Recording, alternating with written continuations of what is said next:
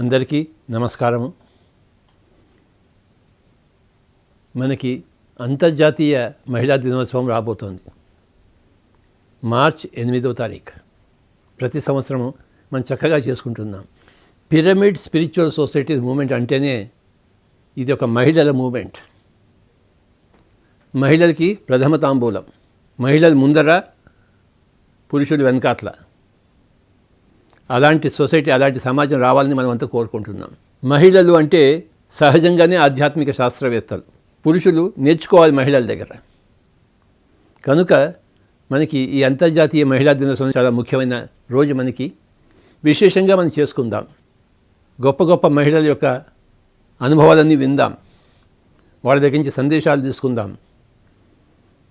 మనం ఎన్ని అనుభవాలు వింటామో మహిళలది, ఎన్ని సందేశాలు తీసుకుంటామో అంతగా మనం ప్రభావితం అవుతాం. 2 చెవులు ఉన్నాయి, ఒక నోరు ఉంది అంటే 2 ఎక్కువ వినాలి, తక్కువ మాట్లాడాలి. ఎవరిది వినాలి అంటే మహిళలది వినాలి. మహిళ అంటే కేవలం ఒక గృహలక్ష్మి కాదు. మహిళ అంటే ఆధ్యాత్మిక శాస్త్రవేత్త, స్పిరిచువల్ సైంటిస్ట్, సృష్టికర్త. మహిళ అంటే సృష్టికర్త.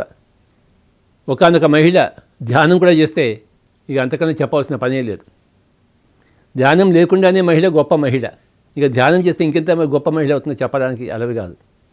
మన పిరమిడ్ స్పిరిచువల్ సొసైటీ మూమెంట్లో ఇతోధికంగా ధ్యానం చేస్తూ, ఇతోధికంగా ధ్యానంగా ప్రచారం చేస్తూ ఉన్న మహిళలు ఎంతోమంది ఉన్నారు.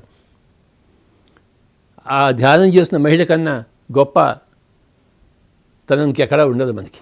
ఇటు సంసారం చేస్తూ, అటు నిర్వాణంలో ఉంటూ ధ్యాన ప్రచారం చేస్తున్న వాళ్ళంటే మామూలు విషయం కాదు. పరిపూర్ణ వ్యక్తిత్వం అన్నమాట. ఆ పరిపూర్ణ వ్యక్తిత్వం ప్రతి ఒక్కరు సంపాదించుకోవాలి. సంసారంలో ఉంటూ ఉండాలి, సమాజంలో ఉండాలి, భాగస్వామి కావాలి, ధ్యానం చేసుకోవాలి, ధ్యాన ప్రచారం చేసుకోవాలి, ఒక ఆత్మగా జీవించాలి, ఒక శరీరంగా కాదు. పిరమిడ్ స్పిరిచువల్ సొసైటీ మూమెంట్లో ఉన్న గొప్ప ధ్యాన మహిళలందరికీ నా యొక్క నమస్కారములు.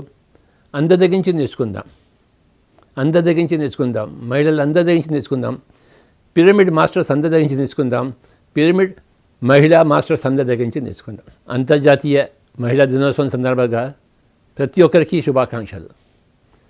ముఖ్యంగా మహిళలందరికీ శుభాకాంక్షలు, తర్వాత పురుషులందరికీ శుభాకాంక్షలు. నమస్కారం.